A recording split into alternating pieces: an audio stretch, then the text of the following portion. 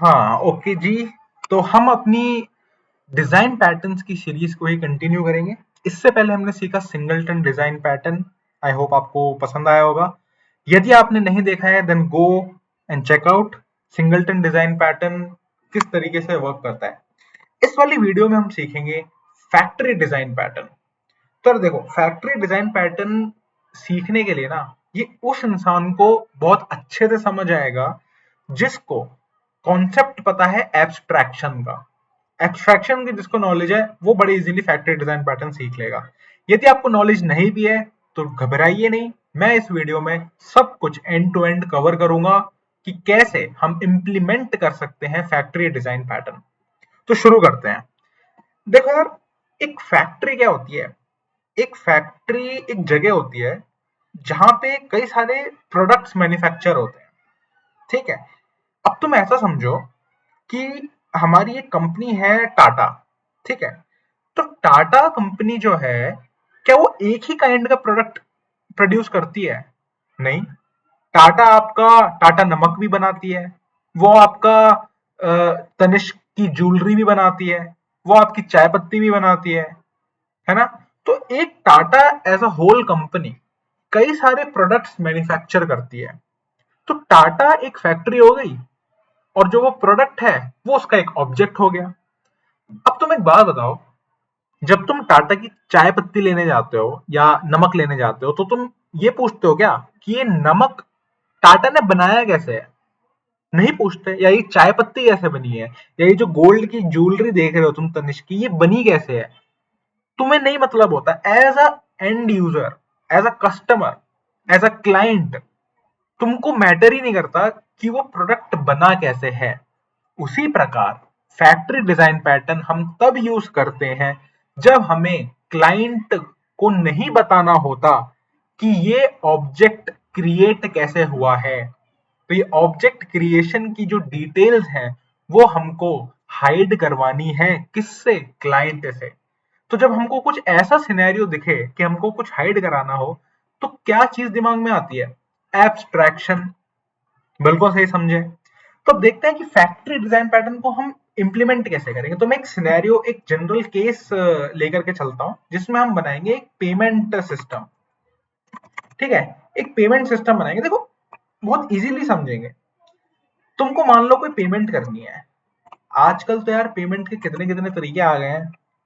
तुम्हें पेमेंट तुम कर सकते हो कि मान लो मेरे को यूपीआई करनी है, भाई तुम यूपीआई से पेमेंट कर सकते हो। कोई कहेगा नहीं मैं यूपीआई नहीं करूंगा, मैं क्रेडिट कार्ड से पेमेंट करूंगा, भाई तू क्रेडिट कार्ड से पेमेंट कर दे। कोई बोलेगा नहीं मैं डेबिट कार्ड से पेमेंट करूंगा, तो डेबिट कार्ड से कर दे। कोई बोलेगा ना जी ना मैं तो कैश ऑन डिलीवरी करूंगा, तो तू सीओडी कर दे। तो कई सारे पेमेंट के तरीके हैं, लेकिन मेन ऑब्जेक्टिव क्या है? पेमेंट करना। बिल्कुल हमें सब समझ आता है। तो अपने इजीनेस के लिए हम क्या करते हैं, सिर्फ 3 पेमेंट ऑप्शंस लेते हैं, यूपीआई, सीसीडीसी। ठीक है, तो यार एक बात बताओ, मैं क्या करूंगा? मैं इसको कैसे एक एज अ न्यूबी, मैं एक लेमन, मैं पहली बार कोडिंग कर रहा हूँ, मैं क्या कैसे करूंगा यार? मेरे को यूपीआई यूज करना है। तो यार मैं सरल तरीके से करूंगा। मैं क्या करूंगा, मैं एक यूपीआई की एक क्लास क्रिएट कर दूंगा। यूपीआई मैंने बना दी, यूपीआई क्लास बना दी, बहुत बढ़िया। एक मैं क्लास बना दूंगा किसकी? एक बना दूंगा मैं क्रेडिट कार्ड की। बिल्कुल क्रेडिट कार्ड की क्लास बना दी। एक मैं क्लास बना दूंगा किस चीज की? भाई डेबिट कार्ड। डेबिट कार्ड की मैंने क्लास बना दी। अब तुम एक बात बताओ, मेरे को जब कभी भी यूपीआई के थ्रू पेमेंट करनी होगी, मैं क्या करूंगा? यार मैं बड़े इजीली करूंगा, मैं करूंगा UPI, UPI is equals to new UPI, object बना दूंगा। कितना इजी है देखो ऑब्जेक्ट बनाना। और मेरे को पता है कि यार इस यूपीआई के अंदर डेफिनेटली एक मेथड होगा जिसका काम होगा पेमेंट करना, या पे लिख देता हूँ, पे करना। और इसके अंदर मैं लिख देता हूँ ये सरल S out, payment by UPI. Same तरीका मैं कॉपी पेस्ट कर देता हूँ क्रेडिट कार्ड में। लेकिन यहाँ क्या होगा? Payment by credit card. Debit card में पेमेंट बाय डीसी। बिल्कुल मैंने ये करा। अब मैंने यहाँ पे जैसे ही मैंने ऑब्जेक्ट क्रिएट कर दिया यूपीआई का, तो मैं करूंगा यूपीआई डॉट पे। तो बिल्कुल सही है यार, मैं इस तरीके से पेमेंट करना चाहता हूँ, मैं पेमेंट करूंगा। मैं जब इस मेथड को रन करूंगा, एक बार रन करते हैं और देखते हैं हमको क्या आउटपुट मिलता है। तो मेरा आउटपुट आ गया पेमेंट बाय यूपीआई। बिल्कुल सही, क्योंकि मैंने यूपीआई सिलेक्ट करा था। मान लो यार कल को मैं कहता हूँ कि नहीं यार, मेरे को यूपीआई से पेमेंट नहीं करना, मेरे को क्रेडिट कार्ड से पेमेंट करना है, तो मुझे यहाँ क्या करना पड़ेगा? ये जो मेरा मेन मेथड है जहां से मैं इस पूरे पेमेंट के फंक्शनैलिटी को एग्जीक्यूट करवा रहा हूँ, यहाँ पे मेरे को क्या करना पड़ेगा? यार यूपीआई तो चल नहीं रहा, मेरे को पेमेंट करना है क्रेडिट कार्ड से। तो यार मैं करूंगा credit credit card is equal to new credit card and then credit card dot pay करूंगा। अब पेमेंट होगी क्रेडिट कार्ड से, नहीं डेबिट कार्ड से करनी थी, तो मैं एक और ऑब्जेक्ट बनाऊंगा डेबिट कार्ड का। तुम एक बात बताओ, मैं एक ही मेथड के अंदर, एक ही क्लास के अंदर कितनी बार चेंजेस कर रहा हूं? क्या ये अच्छा तरीका है? बिल्कुल भी अच्छा तरीका नहीं है, क्योंकि यहाँ पे कस्टमर को पता चल रहा है कि तुम कैसे ऑब्जेक्ट बना रहे हो। तुम न्यू यूपीआई करके ऑब्जेक्ट बना रहे हो, तुम न्यू क्रेडिट कार्ड करके ऑब्जेक्ट बना रहे हो, तुम न्यू डेबिट कार्ड करके ऑब्जेक्ट बना रहे हो। यहाँ पे कस्टमर को दिख रहा है कि तुम ऑब्जेक्ट कैसे बना रहे हो, वही तो रोकना है। फैक्ट्री डिजाइन पैटर्न में हमें क्लाइंट को बताना ही नहीं है कि हम ऑब्जेक्ट किस तरीके से बना रहे हैं, बस बन के आ जाना चाहिए। हम्म, तो क्या करा जाए? सबसे पहली चीज, जब भी हमको एब्स्ट्रैक्शन, इसमें एब्स्ट्रैक्शन लगानी होती है, तो एब्स्ट्रैक्शन दो तरीके से की जा सकती है। या तो तुम एब्स्ट्रैक्ट क्लास बना दो, या फिर तुम इंटरफेस बना दो। तो हम चूज करेंगे एक इंटरफेस बनाना। हम एक बनाएंगे इंटरफेस, जिसका मैं नाम दे देता हूं पेमेंट। इंटरफेस बनाया, इस इंटरफेस के अंदर मैंने पब्लिक वॉइड पे नाम का एक मेथड बना दिया। बहुत सरल है। अब मैं पेमेंट से रिलेटेड, पेमेंट से जुड़ी जितने भी फंक्शंस होंगे, जितने भी मेथड्स होंगे, क्या मैं इस पेमेंट इंटरफेस के अंदर लिखता चला जाऊं? बिल्कुल लिखता चला जाऊंगा। और इस पेमेंट को मैं, जितनी भी क्लासेस मैंने बनाई हैं, credit card, debit card, UPI, वो इंप्लीमेंट करेंगी इस पेमेंट को, ताकि मैं यहीं पे एक स्ट्रक्चर, एक ब्लूप्रिंट इस इंटरफेस के अंदर ही बना के रख दूं और वहां पे मैं इसको यूज करूं। अच्छा, तो ये चीज करने के लिए क्या करना पड़ेगा? इम्प्लीमेंट करना पड़ेगा।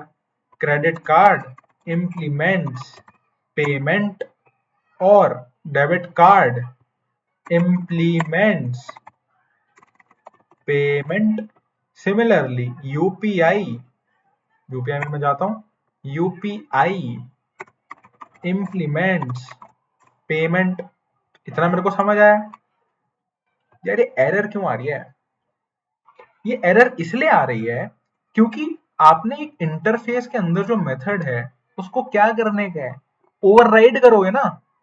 जब भी आप एब्स्ट्रैक्शन करते हो, जो भी क्लास, जिस भी पेमेंट, जिस भी इंटरफेस को इंप्लीमेंट कर रही है, उसके अंदर के जो एब्स्ट्रैक्ट मेथड्स होते हैं उनको आपको ओवरराइड करना पड़ेगा।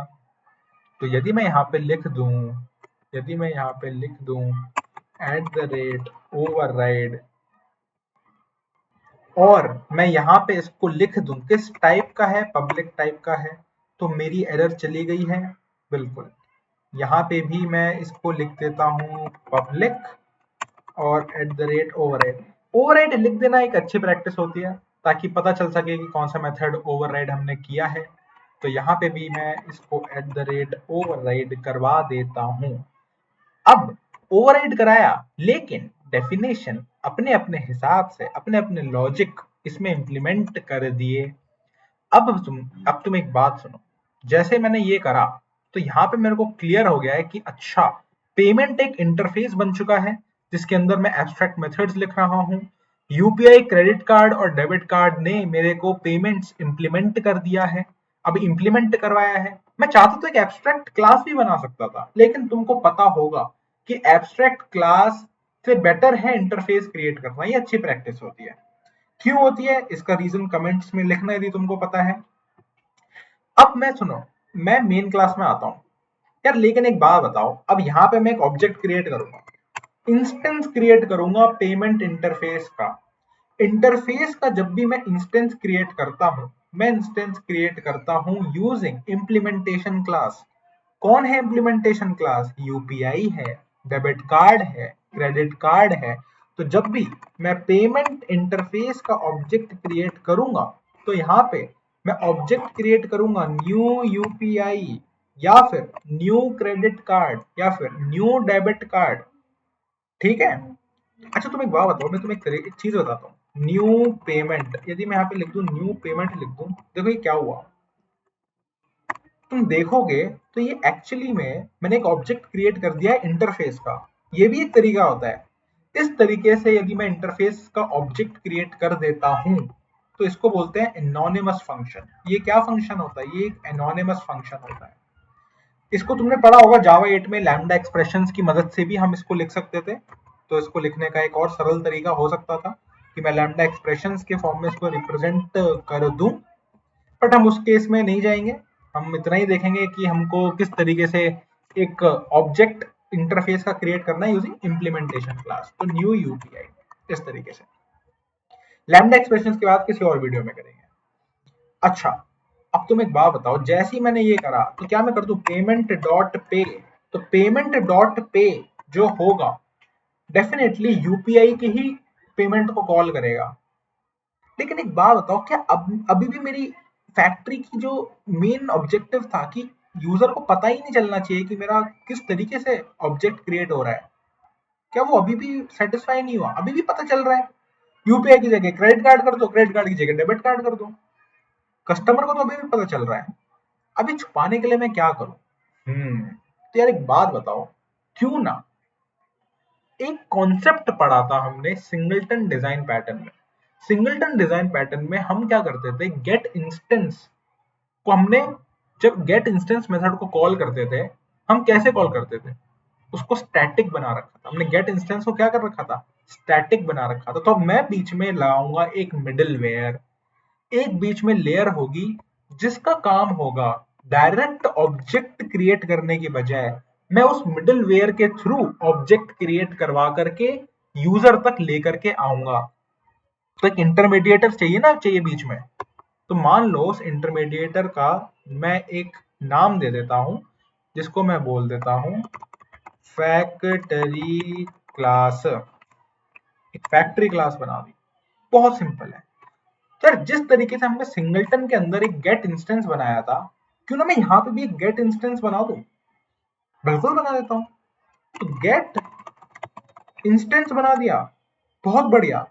ये एक फंक्शन है। ये कैसा फंक्शन होगा? पब्लिक होगा, क्योंकि मेरे को इसको एक्सेस करना है। ये क्या रिटर्न करेगा? एक ऑब्जेक्ट रिटर्न करेगा। किस टाइप का? पेमेंट टाइप का ऑब्जेक्ट रिटर्न करेगा। भाई सीधी सी बात है, तुमको मेन क्लास के अंदर ये न्यू यूपीआई ना यूज करके तुमको कोई ऐसा तरीका चाहिए जिससे तुम मिडलवेयर को कॉल करो और वो तुमको ऑब्जेक्ट ला करके दे दे। ऑब्जेक्ट का क्या टाइप होना चाहिए भैया? रेफरेंस टाइप, पेमेंट होना चाहिए। इसलिए मैं इस मेथड को पेमेंट रिटर्न टाइप करवाऊंगा। अच्छा ये है ना, आप कुछ इनपुट में कुछ लेगा भाई, इनपुट में कुछ लेगा। तो इनपुट में ये क्या लेगा? क्यों ना मैं इसको इनपुट में एक स्ट्रिंग दे दूं, जैसे मान लो स्ट्रिंग टाइप। इस टाइप का पेमेंट है। तो यदि मेरे को मिला कि इफ टाइप डॉट इक्वल्स तुम्हारा यूपीआई, तो क्या मैं यहाँ पे ऑब्जेक्ट बना दूं न्यू यूपीआई, इस मिडिलवेयर के अंदर बना दूं? बिल्कुल बना सकता हूं। एल्स इफ तुम्हारा type dot equals, ignore case, मान लो क्रेडिट कार्ड हुआ, तो तुम क्या करोगे? Return new credit card. बिल्कुल। एल्स तुम रिटर्न करवा दो न्यू डेबिट कार्ड। बिल्कुल सही समझे तुम। अब तुम क्या करोगे, मेन क्लास के अंदर मैं इस गेट इंस्टेंस को डायरेक्टली एक्सेस करना चाहता हूं, डायरेक्टली एक्सेस करना चाहता हूं। तो एक तरीका तो क्या था, मैं फैक्ट्री क्लास का ऑब्जेक्ट बनाऊं, फैक्ट्री क्लास का ऑब्जेक्ट बनाऊं और उसके बाद गेट इंस्टेंस को कॉल करूं। पर भाई अभी भी तो हमारी जो ऑब्जेक्टिव है, क्या ऑब्जेक्टिव है कि ऑब्जेक्ट ना पता चले उसको कि कैसे बन रहा है। तो क्यों ना मैं इस मेथड को स्टैटिक कर दूं। ये आपने सीखा था सिंगलटन में। स्टैटिक मेथड्स को हम एक्सेस कर सकते हैं डायरेक्टली क्लास के नेम के बेसिस पे। तो मैं यहाँ पे क्या करूंगा, payment is equal to factory class dot get instance, type दे दूंगा यूपीआई। अब ये जो मैंने इनपुट दिया है ना, ये इनपुट जब मैंने दिया है तो मेरे को पता चल रहा है कि एक स्ट्रिंग इनपुट जा रही है। ऑब्जेक्ट कहाँ बन रहा है, इस मिडिलवेयर में बन रहा है, फैक्ट्री क्लास में बन रहा है, इस फैक्ट्री में ऑब्जेक्ट बन रहा है। यूजर को नहीं पता चल पा रहा है कि वो इंटरनली कैसे बन रहा है, कैसे भी बन रहा हो, पर वो इस मिडिलवेयर के थ्रू बन के आ रहा है। इसलिए मैं पेमेंट डॉट पे कर सकता हूँ। क्यों ना मैं इस कोड को रन करूँ, तो मेरे को आउटपुट आना चाहिए कि पेमेंट बाय यूपीआई, ऐसा कुछ है। मैंने स्ट्रिंग जो लिखी थी, देखते हैं बिल्ड हो रहा है, पेमेंट बाय यूपीआई, बहुत बढ़िया। यदि मैं यूपीआई की जगह सीसी कर दूं उसको, तो क्या मेरा अब पेमेंट क्रेडिट कार्ड के थ्रू होने लगेगा? जी हाँ, बिल्कुल क्रेडिट कार्ड के थ्रू ही होने लगेगा। तो लीजिए आ गया पेमेंट बाय सीसी। तो ये था आपका फैक्ट्री डिजाइन पैटर्न।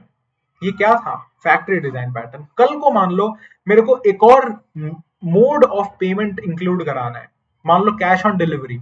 मैं क्या करूंगा, सिर्फ कैश ऑन डिलीवरी की एक नई क्लास क्रिएट करूंगा, उस क्लास को इंप्लीमेंट करा दूंगा पेमेंट से, और फिर यहाँ पे एक और वैल्यू मेरे को ऐड करनी पड़ेगी फैक्ट्री क्लास के अंदर, stating that else if type dot equal ignore case.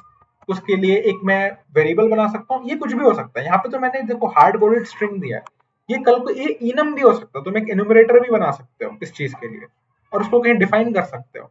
तो इस तरीके से तुम किसी भी ऑब्जेक्ट को क्रिएट कर सकते हो using a middleware. Factory class एक मिडलवेयर है, इससे तुम्हें यूजर को नहीं पता चला कि ऑब्जेक्ट किस तरीके से क्रिएट हुआ है, और तुम्हारा काम भी बन गया।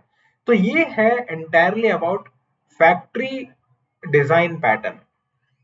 अच्छा, ये जो फैक्ट्री डिजाइन पैटर्न है, ये बेसिकली यूज होता है, ये कौन सी सॉलिड प्रिंसिपल की तुमसे पूछे कोई कि कौन सी सॉलिड प्रिंसिपल यहाँ पे सेटिस्फाई हो रही है, तो मैं बताऊं, मेन जो प्रिंसिपल है वो है ओ, open for extension and closed for modification. वो यहाँ पे बिल्कुल सही तरीके से वैलिडेट हो रही है। क्यों, कल को मान लो मैंने जैसे बताया कि एक नई मेथड आती है कैश ऑन डिलीवरी, तो कुछ नहीं करना, कैश ऑन डिलीवरी ऐड करो, इंप्लीमेंट करवाओ इंटरफेस से। तुमको क्या यूपीआई में कोई चेंज करना पड़ा? नहीं। क्रेडिट कार्ड में चेंज करना पड़ा? नहीं। डेबिट कार्ड के किसी कोड में चेंज करना पड़ा? नहीं। तुम्हारी पेमेंट इंटरफेस में ऑलरेडी एब्स्ट्रैक्ट मेथड्स लिखे हुए हैं, उनकी डेफिनेशन लिखवा दो अपनी क्लास के अंदर, और वहां पे जो भी तुम्हें लिखना है, जो भी लॉजिक लगाना है, वो वहां पे लगाओ और यूज करो। As simple as that. तो ये था तुम्हारा factory design pattern. I hope आपको समझ आया होगा। नहीं समझ आया तो एक बार फिर से इस वीडियो को फिर से देखिए, और मैं रिकमेंड करूंगा कि सिंगलटन डिजाइन पैटर्न एक बार देखिए, उससे आपको थोड़ा सा आइडिया लगेगा कि डिजाइन पैटर्न हम क्यों यूज करते हैं, क्या बेनिफिट होता है, और फिर आप इसको देखिए। Thank you very much.